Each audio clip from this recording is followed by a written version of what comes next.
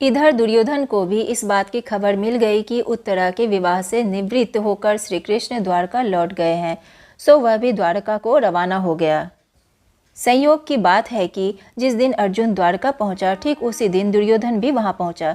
श्री कृष्ण के भवन में भी दोनों एक साथ ही प्रविष्ट हुए। श्री कृष्ण उस समय आराम कर रहे थे। अर्जुन और दुर्योधन दोनों ही उनके निकट संबंधी थे, इसलिए दोनों ही बेखटके श्यामागार में चले गए। दुर्योधन आगे था, अर्जुन जरा पीछे। कमरे में प्रवेश करके दुर्योधन श्री कृष्ण के सिरहाने एक ऊंचे आसन पर जा बैठा। अर्जुन श्री कृष्ण के पैताने ही हाथ जोड़े खड़ा रहा। श्री कृष्ण की नींद खुली तो उन्होंने सामने अर्जुन को खड़े देखा। उन्होंने उठकर उसका स्वागत किया और कुशल पूछी। बाद में घूमकर आसन पर बैठे दुर्योधन को देखा तो उसका भी स्वागत किया और कुशल समाचार पूछे।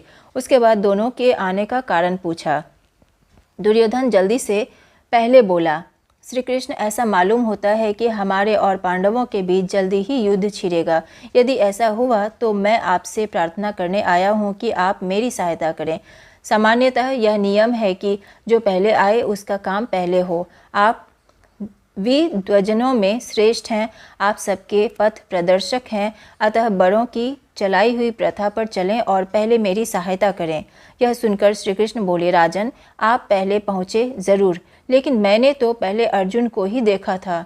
मेरी निगाह में तो दोनों ही बराबर हैं, इसलिए कर्तव्य भाव से मैं दोनों की ही समान रूप से सहायता करूंगा। पूर्वजों की चलाई हुई प्रथा यह है कि जो आयु में छोटा हो उसी को पहले पुरस्कार देना चाहिए।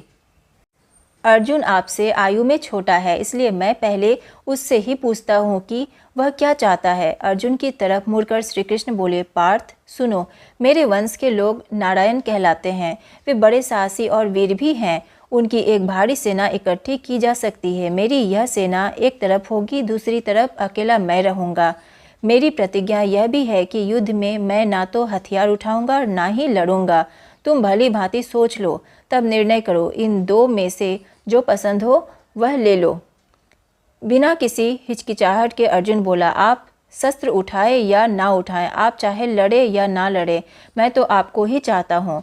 दुर्योधन के आनंद की सीमा न रही। वह सोचने लगा कि अर्जुन ने खूब धोखा खाया और श्री कृष्ण की वह लाखों वीरों वाली भारी भरकम सेना सहज में ही उसके हाथ आ गई।